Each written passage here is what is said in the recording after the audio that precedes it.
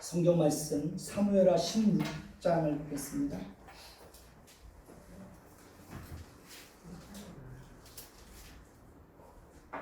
사무엘하 16장 9절에서 13절까지 보겠습니다. 사무엘하 16장 9절에서 13절까지. 제가 한 절 읽고 여러분들이 한 절 읽도록 하겠습니다. 수루야의 아들 아비새가 왕께 여짜오되 이 죽은 개가 어찌 내 주 왕을 저주하리이까? 청하건대 내가 건너가서 그의 머리를 베게 하소서 하니, 왕이 이르되 수야의 아들들아, 내가 너희와 무슨 상관이 있느냐? 그가 저주하는 것은 여호와께서 그에게 다윗을 저주하라 하심이니 내가 어찌 그리하였느냐 할 자가 누구겠느냐 하고, 또 다윗이 아비새와 모든 신하들에게 이르되 내 몸에서 난 아들도 내 생명을 해하려 하거든 하물며 이 베냐민 사람이랴. 여호와께서 그에게 명령하신 것이니 그가 저주하게 버려두라. 혹시 여호와께서 나의 원통함을 감찰하시리니 오늘 그 저주 때문에 여호와께서 손으로 내게 갚아주시라 하고, 다윗과 그의 추종자들이 길을 갈 때에 시므이는 산비탈로 따라가면서 저주하고 그를 향하여 돌을 던지며 먼지를 날리더라. 왕과 그와 함께 있는 백성들이 다 피곤하여 한 곳에 이르러 거기서 쉬었으니라. 아멘. 찬미의 수 342장 하시겠습니다.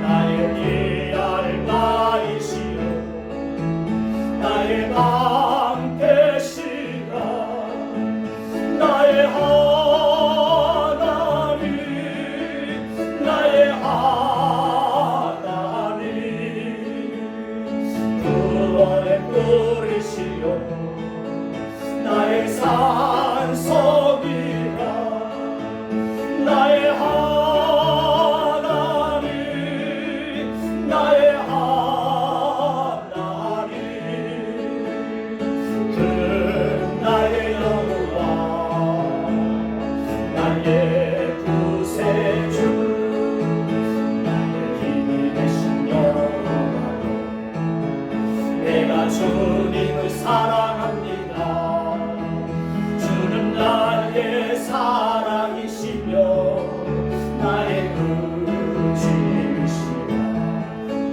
주는 나를 이끄시고 주의 길 인도하시니 나의 생애 목자 되시니 내가 따르리라. 나의 하나님, 나의 하나님, 생명의 멸관으로 내게 세우소서.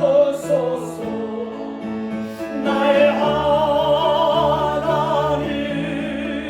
나의 하나님, 그 나의 여호와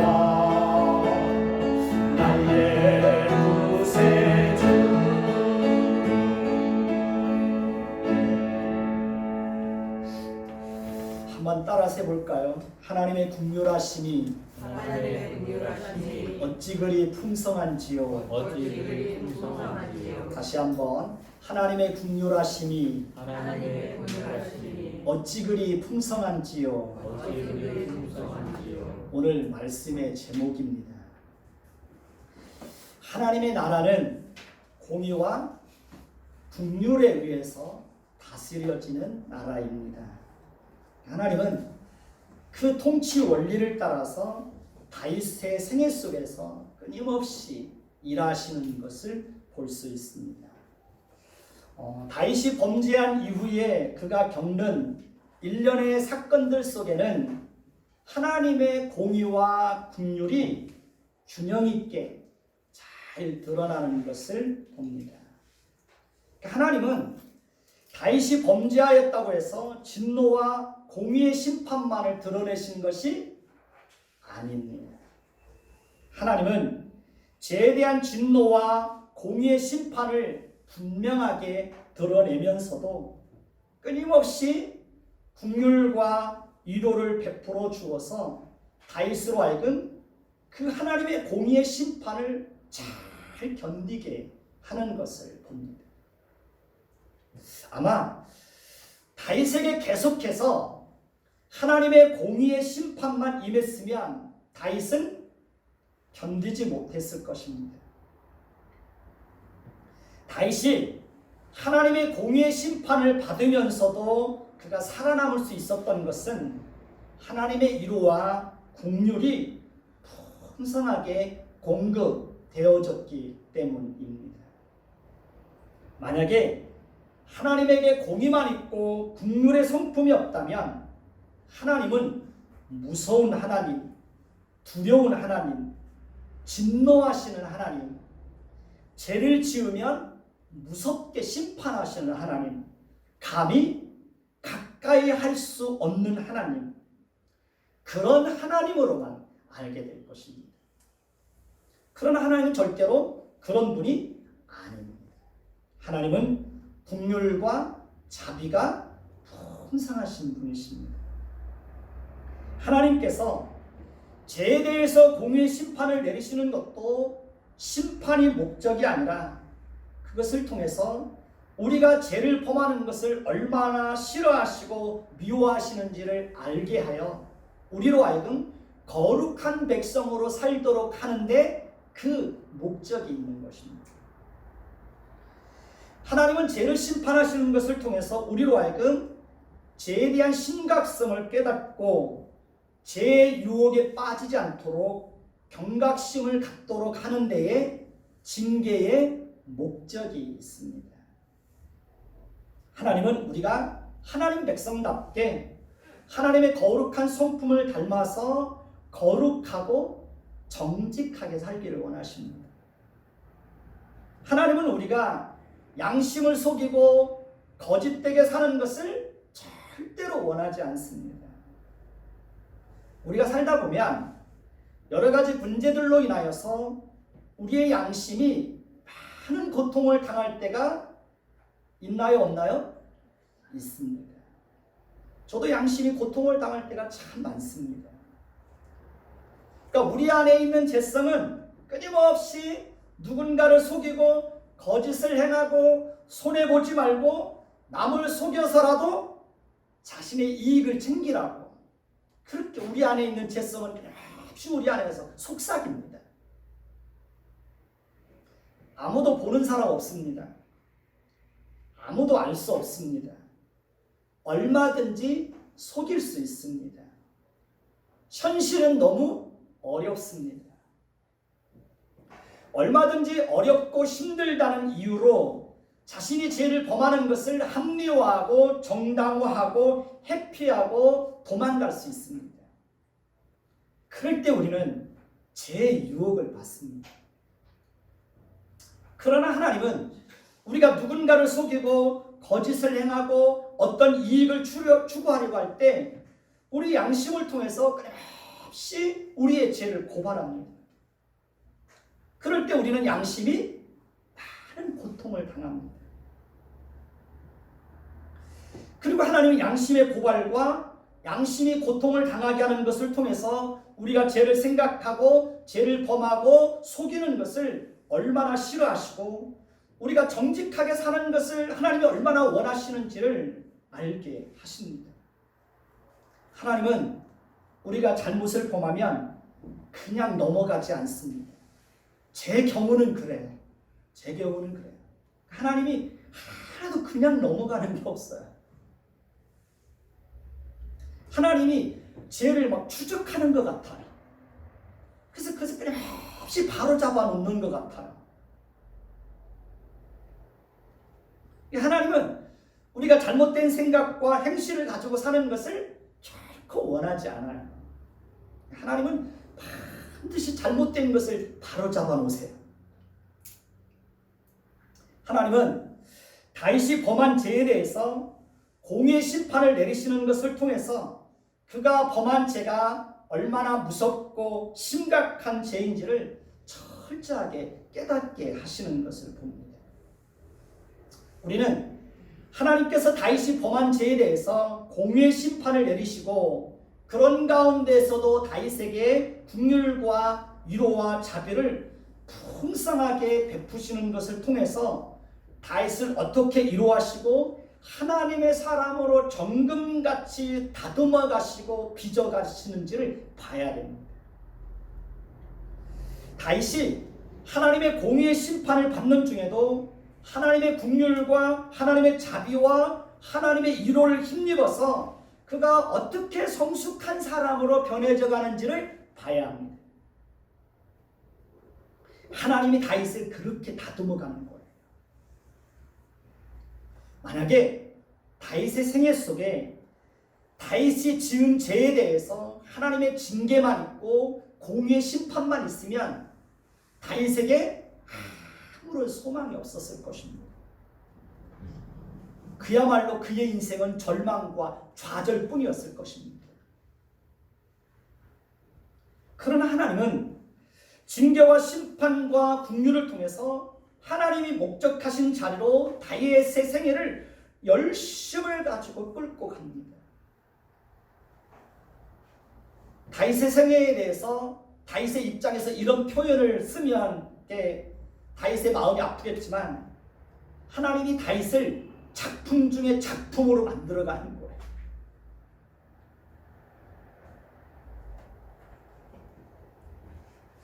사람은 누구나 할 것 없이 형통하고 성공하고 평안하고 잘 될 때는 생각이나 인격이 깊어지지 않습니다. 신앙이 깊어지지가 않습니다. 고통이 없이는 절대로 하나님을 찾지 않습니다. 그건 인간의 본능입니다. 그러니까 혹독한 시련과 고난과 실패를 경험해보지 않은 사람은 하나님과 인생에 대한 깊은 이해가 없습니다. 지독한 가난을 경험해보지 않은 사람은 가난한 자가 겪는 아픔과 갈등과 고통이 얼마나 큰지 잘 모릅니다. 아브라함과 야곱과 요셉과 모세와 욥과 다윗과 성경에 나온 모든 사람들은 언제나 동일하게 혹독한 시련과 고난과 고통과 실패와 험악한 세월과 지독한 가난을 다 통과한 사람들입니다. 하나님이 그렇게 그들을 다듬어 가시는 거예요. 저 역시도 지금까지 많은 시련과 고통과 고난과 눈물과 아픔과 지독한 가난을 겪으면서 여기까지 살아왔습니다. 그러니까 제가 살아온 것이 아니라 하나님의 은혜로 살아온 거예요. 만약에 제 인생 가운데 지독한 가난과 고통만 있었으면 절대로 살아오지 못했을 것입니다. 지독한 가난 속에서도 순간순간 베풀어 주시는 그 하나님의 위로와 하나님의 긍휼의 손길이 있었기에 지금까지 견디고 살아올 수 있었던 것입니다. 솔직하게 고백하면 이 말을 할까 말까 고민 많이 했는데요. 제 통장은 언제나 제로였습니다. 언제나 제로예요. 아무것도 없어요.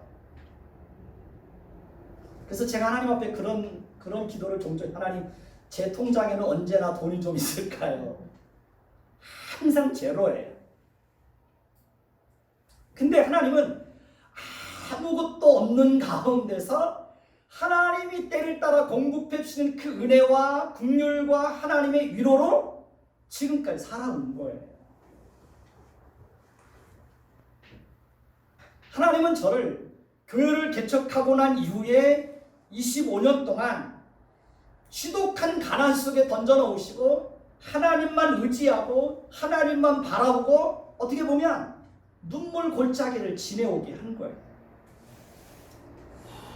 며칠 전에는 저희 딸과 함께 야산을 다녀오는 길에 엘리베이터 안에서 저희 딸이 그 자신의 꿈과 비전을 막 얘기하면서 그 긍정적인 에너지를 쏟아내길래 제가 우리 딸에게 물었습니다.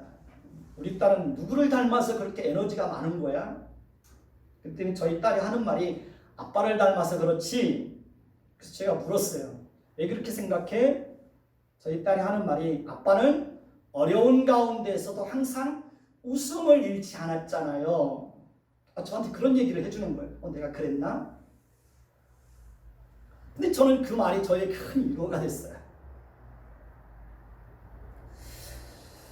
만약에 제가 지독한 가난을 겪고 살아오면서 가난에 찌들고 움켜쥐고 가난 때문에 집안에서 저희 집사람과 다투고 갈등하고 만약에 그런 모습들을 자녀들에게 보여줬다면 저희 딸이 아빠한테 그런 말을 하지 않았을 거예요.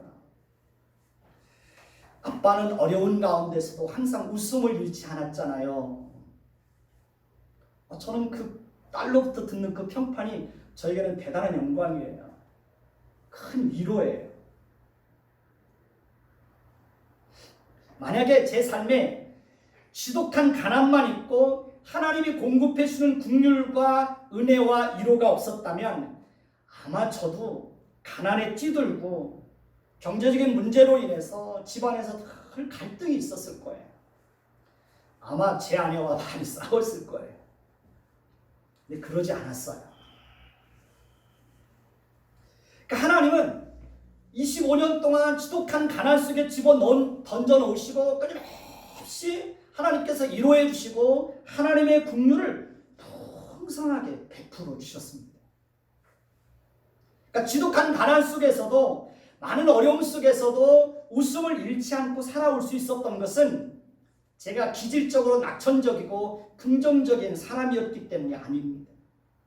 제가 보니까 제 아내는 기질적으로 긍정적이고 낙천적인 사람이에요. 근데 저는 그렇지 않아요. 저는 기질적으로 소극적인 사람이에요. 내성적이고 부정적인 사람이에요. 아마 제가 자라온 그 가정 환경이 그랬던 것 같아요. 제가 자라온 가정의 환경이 가족들이 함께 모여서 함께 웃고 그랬던 적이 없어요. 늘 힘들었으니까. 그러나 제가 웃음을 잃지 않고 살아올 수 있었던 것은 하나님께서 제 삶을 그렇게 이끌어 주신 거예요. 그래서 하나님께서 저로 하여금 웃게 하셔서 웃을 수 있었던 거예요. 하나님이 다윗을 다듬으신 것처럼 저를 그렇게 끊임없이 다듬어 오신 거예요.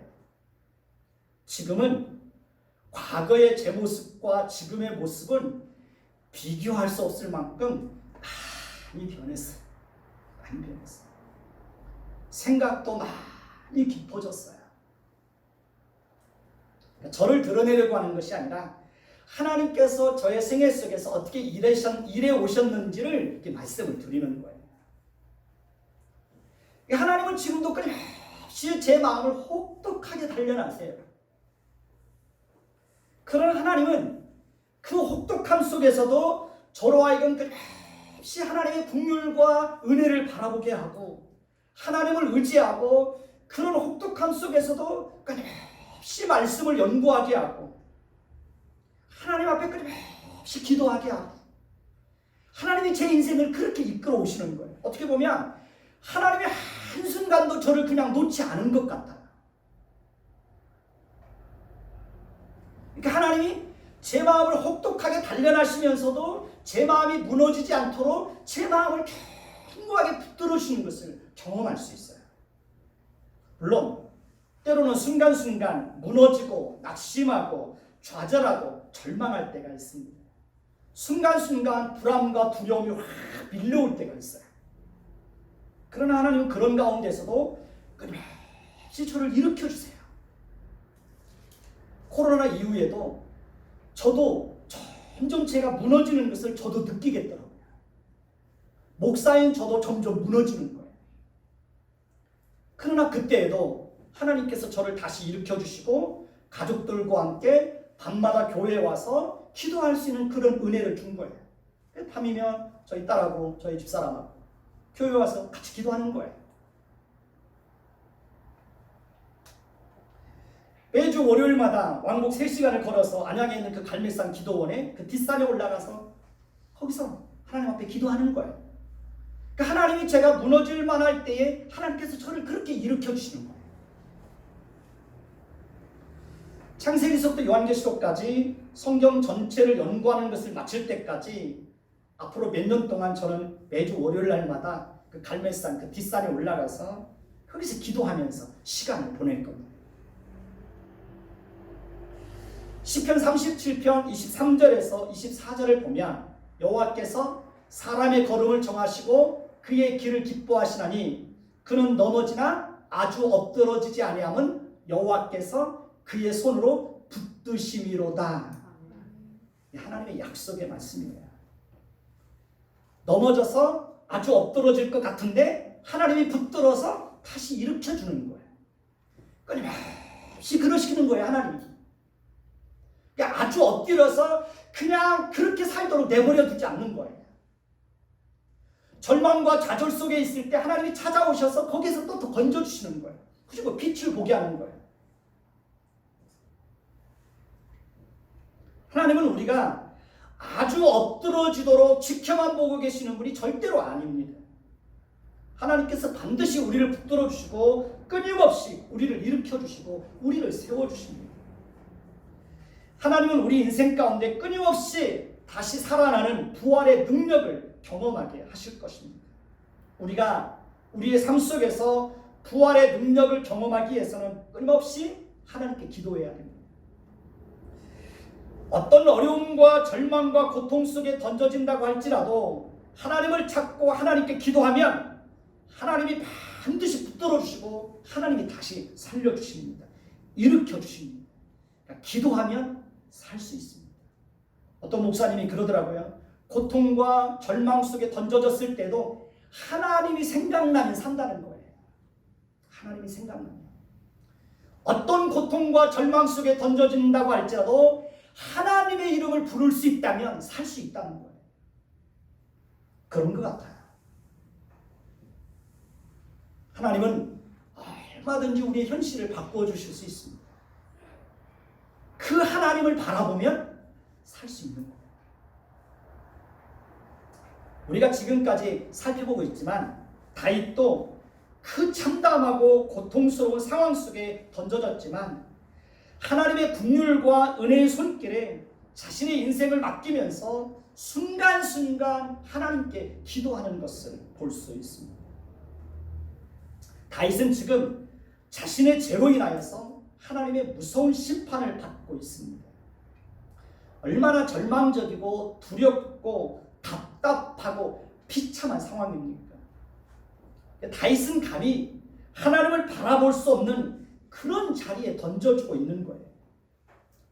그럼에도 불구하고 다윗은 끊임없이 자신의 죄로 인해서 하나님의 진노의 심판을 받아서 압살롬의 반란으로 인해서 광야로 쫓겨가서 그 맨발로 울며 가면서 그런 상황 속에서도 감히 자신의 입장을 바라보며 하나님을 바라볼 수 없는데 그런 상황 속에서도 하나님의 긍휼과 은혜를 끊임없이 바라보는 거예요. 우리도 그러면 살 수 있어요.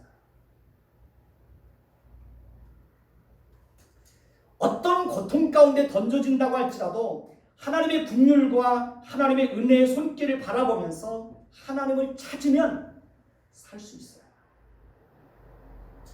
하나님이 반드시 우리의 죄를 용서해 주시고 우리를 건져주시고 세워주시고 회복시켜 주실 때가 있습니다. 우리가 어떤 상황 속에서도 소망을 가질 수 있는 것은 하나님은 공의의 하나님이시지만 긍휼과 자비가 풍성하신 분이시기 때문에 그렇습니다. 그러니까 우리가 끊임없이 하나님을 잡고 하나님께 나아가서 우리의 어려움을 호소할 수 있는 것은 그 하나님은 긍휼과 자비가 풍성하신 분이시기 때문에 그러는 것입니다. 우리가 떳떳하고 잘나고 의롭고 정직하고 무엇인가를 자랑할 것이 있어서 하나님께 나아갈 수 있는 것이 아닙니다. 우리가 아무것도 자랑할 것이 없고 내세울 것도 없고 하나님 보시기에 떳떳하지 못해도 우리가 하나님께 담대히 나아가서 하나님께 기도할 수 있는 것은 하나님은 긍휼과 자비가 풍성하신 분이시기 때문에 그렇습니다.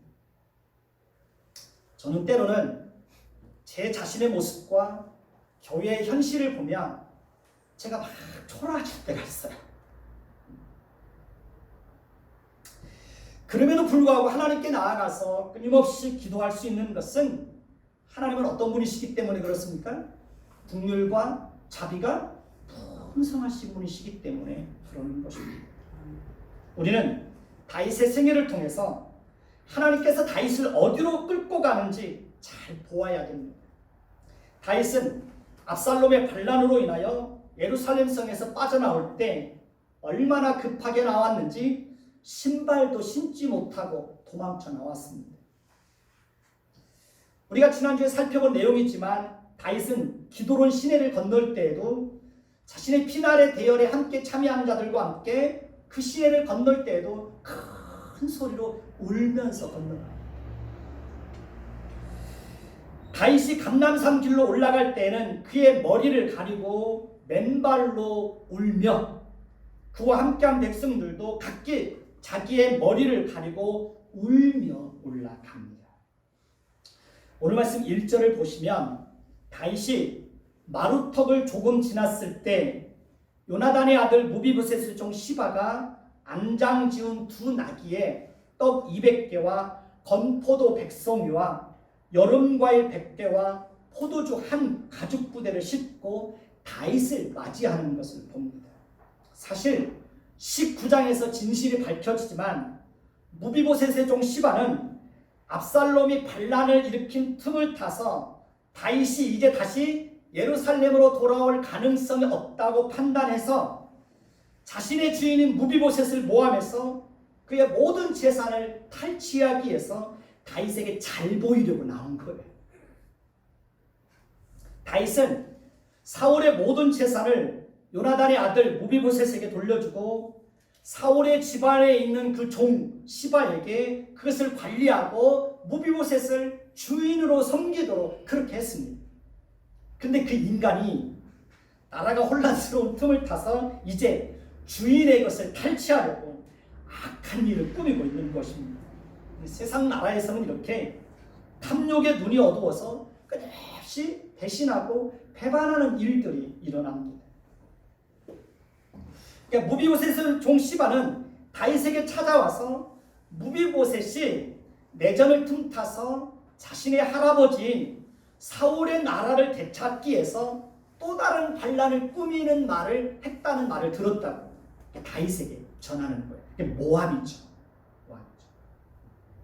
다윗은 그 말을 듣고 사실을 확인하지도 않은 채 무비보셋에게 속한 모든 재산을 다 시바에게 넘겨줘요. 그러니까 시바의 행하는 행위는 분명히 악한 것입니다. 그럼에도 불구하고 하나님은 그의 악함을 통해서 다윗과 그의 일행들의 생명을 보존하고 그들의 육체의 피로를 채워주시고 다윗과 함께한 자들에게 하나님의 긍휼과 자비를 풍성하게 베풀어 주시는 것을 봅니다. 사실 다윗과 그의 일행들은 예루살렘에서 빠져나올 때 아무것도 가지고 나오지 못했습니다. 그렇기 때문에 그들은 피난의 행렬에서 굶주릴 수밖에 없는 거예요. 근데 그런 시바의 악함을 통해서도 그들의 필요한 것들을 채워주는 거예요. 하나님의 긍휼이죠. 사무엘하 17장 27절에서 29절에도 보면 다윗과 일행들이 마하나임에 이르렀을 때 소비와 마길과 바르실레가 다윗과 그의 일행들을 위해서 그들이 필요한 것들을 풍성하게 가지고 와요. 그리고 그 필요한 것들을 다 공급해 줘요.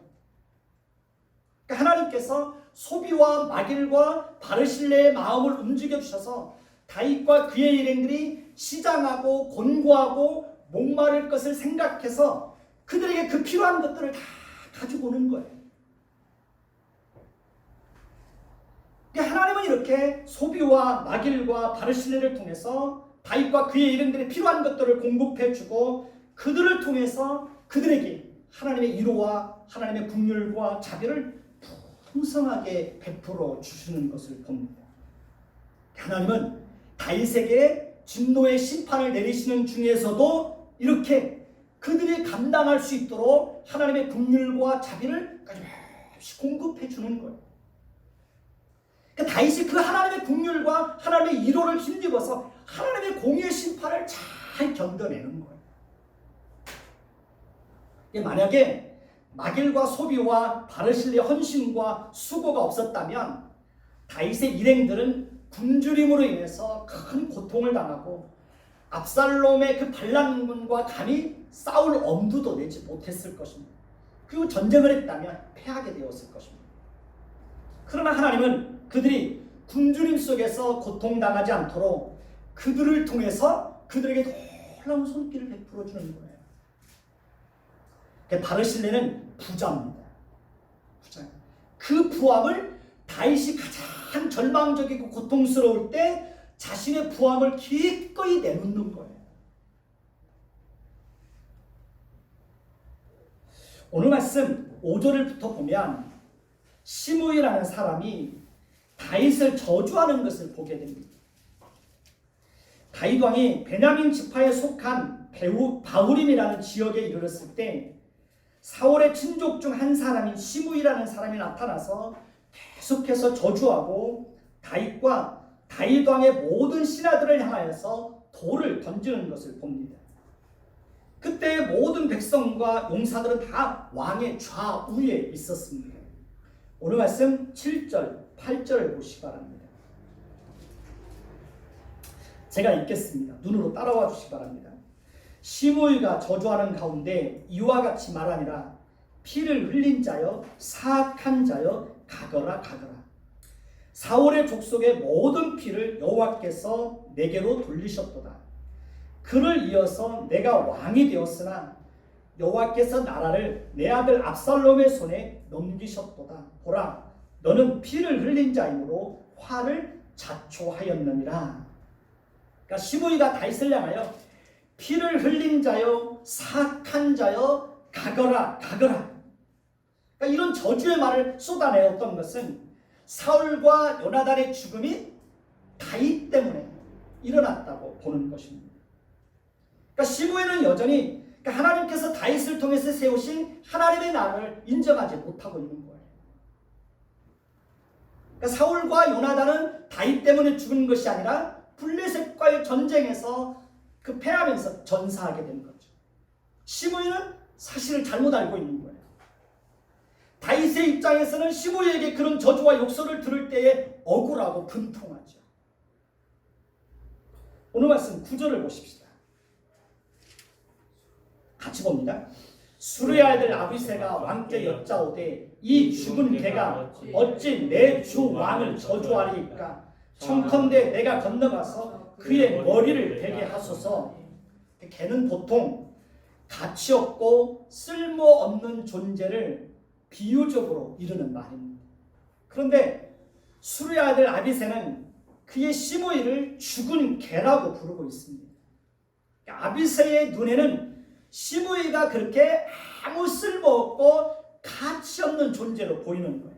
그런데 그런 가치 없고 쓸모없는 존재가 감히 왕을 저주하고 왕을 향하여서 욕을 하고 왕을 모욕하는 거예요. 왕을 향하여서 돌을 던지는 거예요. 그래서 아비새는 분개하여 자신이 건너가서 당장에 그의 머리를 베겠다고 다윗 왕에게 말하는 것을 봅니다. 시므이의 저주와 아비새의 말을 듣고 다윗이 어떤 태도와 입장을 취하고 있는지 한번 보십시다. 10절에서 12절입니다. 제가 읽겠습니다. 눈으로 따라와 주시기 바랍니다. 왕이 이르되 수르야의 아들들아, 내가 너희와 무슨 상관이 있느냐? 그가 저주하는 것은 여호와께서 그에게 다윗을 저주하라 하시니 내가 어찌 그리하였느냐 할 자가 누구겠느냐 하고 또 다윗이 아비새와 모든 신하들에게 이르되 내 몸에서 난 아들도 내 생명을 해하려 하거든 하물며 이 베냐민 사람이랴 여호와께서 그에게 명령하신 것이니 그가 저주하게 버려두라. 혹시 여호와께서 나의 원통함을 감찰하시리니 오늘 그 저주 때문에 여호와께서 선으로 갚아 주시리라. 다윗이 아비새의 말을 듣고 수르야의 아들들아 내가 너희와 무슨 상관이 있느냐라고 한 것은 나는 너희들의 말에 동의할 수가 없다. 내 생각은 너희 생각과 다르다라고 말하는 거야. 아비새의 생각은 그의 형인 요압의 생각은 어떤 생각입니까? 당장에 가서 목을 베서 죽이겠다는 것. 그것이 아비새와 요압의 생각입니다. 그러나 하나님의 나라는 서로 죽이고 죽는 살생의 나라가 아닙니다. 하나님의 나라에서는 보복하는 것을 철저하게 하나님께 맡겨야 됩니다. 내가 원통하고 억울하다고 해서 보복하면 됩니까? 안 됩니까? 하나님의 나라에서는 그러면 안 되는 거예요.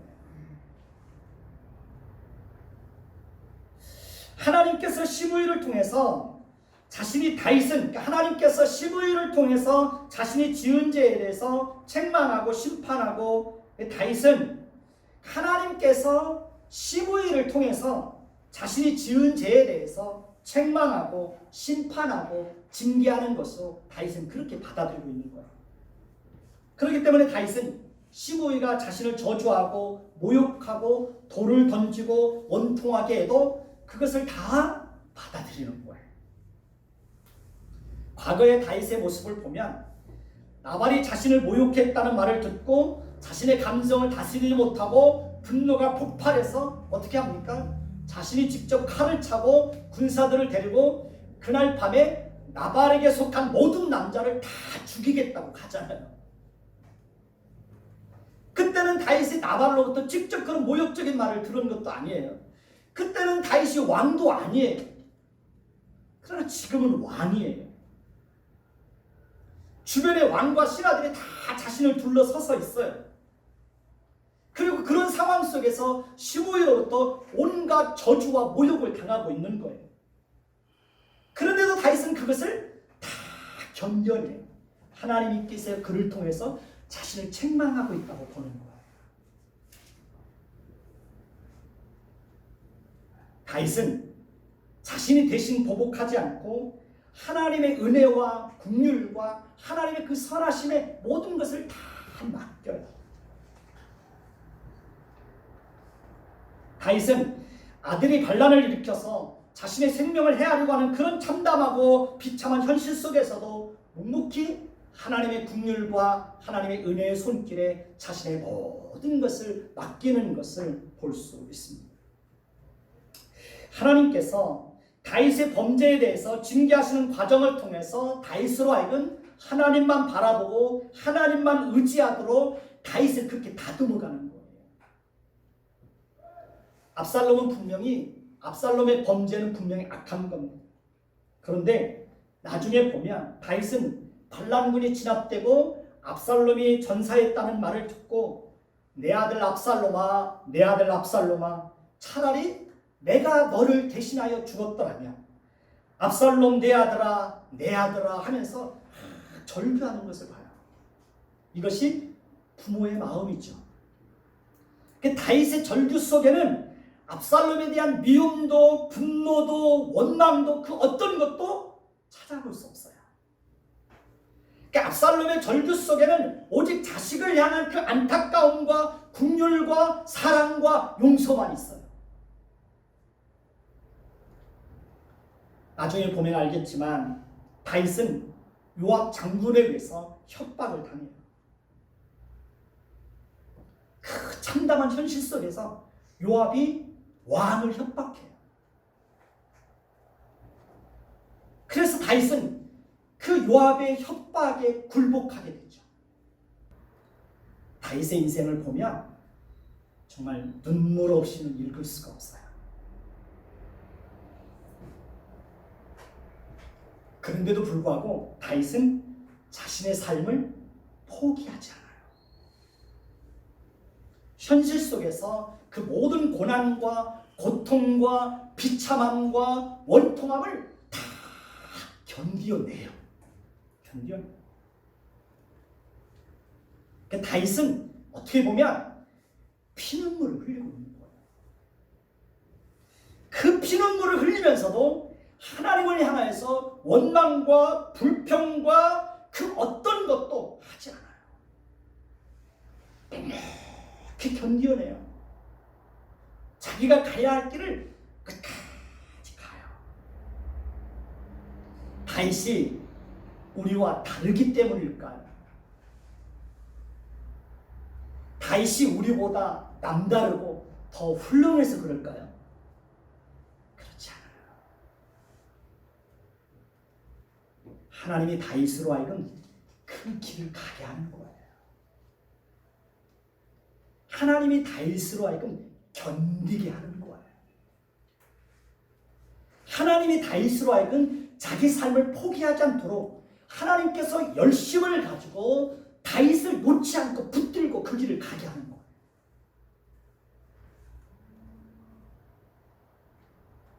다윗은 압살롬의 죽음의 소식을 듣고 통곡하죠. 그것을 통해서 무조건적인 하나님의 사랑과 용서와 긍휼과 자비가 얼마나 크고 놀라운지를 다윗은 자신의 생애를 통해서 보여줘요. 하나님은 다윗의 그 고난을 통해서 다윗의 내면 속에 무조건적인 하나님의 사랑과 용서와 긍휼과 자비의 선포를 그 다윗의 내면 속에 꽉꽉 채워가는 거예요. 하나님은 십자가에서 우리를 위해서도 그런 놀라운 사랑을 보여줬어요. 우리가 받아야 될 죗값을 예수님에게 대신 담당하게 하시고 자신이 아들이 죽게 하시고 그 아들의 죽음을 통해서 우리에게는 무조건적인 사랑과 용서와 긍휼을 베풀어 준 거예요. 그 사랑을 누가 보여주느냐면 그 다윗이 압살롬의 죽음을 통해서 그 사랑을 보여주는 거예요.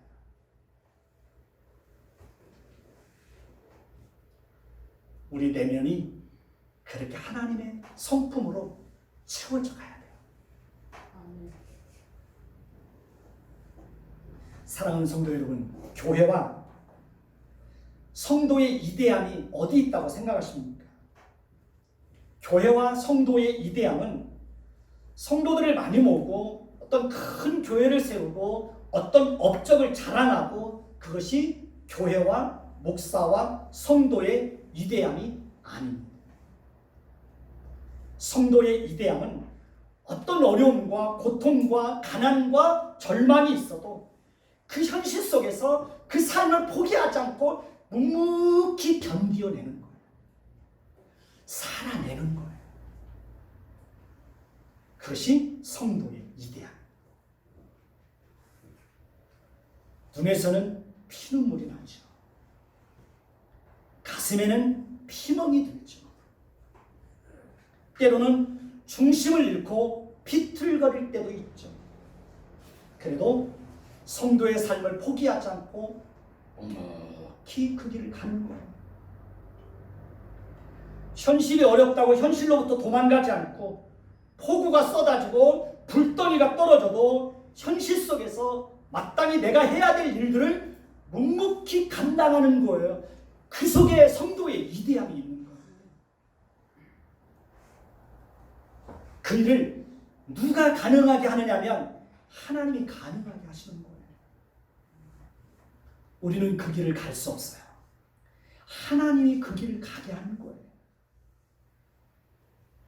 우리가 하나님의 긍휼과 은혜의 손길에 모든 것을 맡기고 죽으면 죽으리라는 그런 생각을 가지고 하나님을 바라보고 살 때 하나님이 우리로 하여금 때로는 눈물을 뚝뚝 흘리면서도 그 길을 포기하지 않고 그 길을 가게 하는 거예요. 때로는 가슴이 아프죠. 죽을 것 같아요. 망할 것 같아요. 숨을 쉴 수 없을 만큼 힘들어요.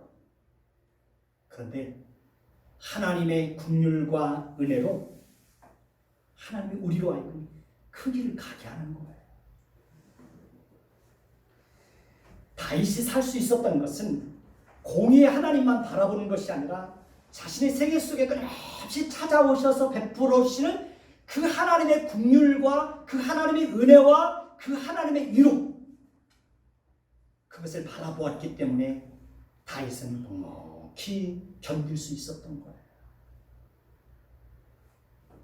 저는 사실 이 말씀을 준비하는데 금요일날 원고가 거의 다 정리가 됐었는데 토요일날 아침에 일어나자마자 전날 그냥 꽉 무시하고 처음부터 백지에서 다시 시작한다고 설교 준비하게 됐어요.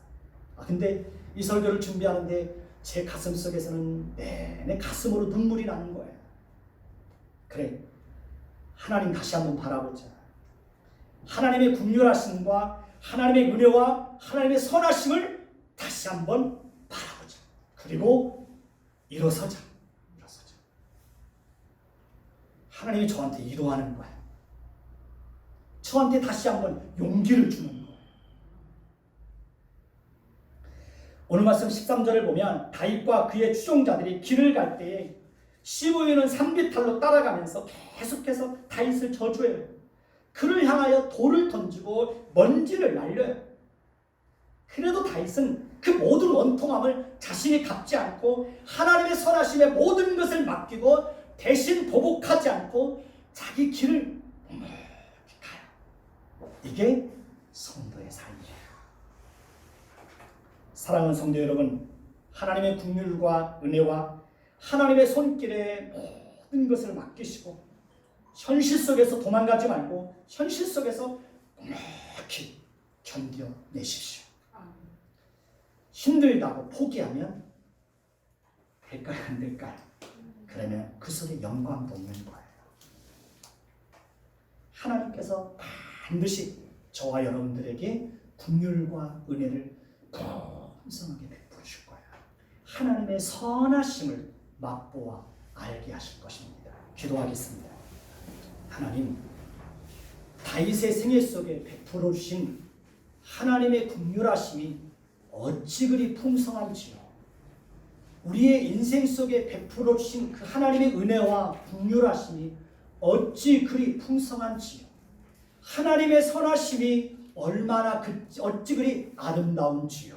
하나님, 다윗이 그 하나님의 긍휼과 하나님의 그 은혜의 손길과 하나님의 선하심을 바라보며 하나님의 공의의 심판을 묵묵히 견뎠던 것처럼 우리도 이 땅에서 살아가는 동안 힘들고 어려울 때에 하나님의 은혜와 하나님의 긍휼하심과 하나님의 선하심을 바라보며 현실 속에서 묵묵히 견디고 살아내고 마침내 승리할 수 있는 하나님의 사람들 되게 하여 주옵소서. 하나님의 은혜와 하나님의 긍휼하심이 풍성하게 임하게 하시고 하나님의 위로가 임하게 하옵소서. 하나님의 선하심을 풍성하게 맛보아 알게 하여 주옵소서. 예수 그리스도의 이름으로 감사하며 기도드립니다. 아멘.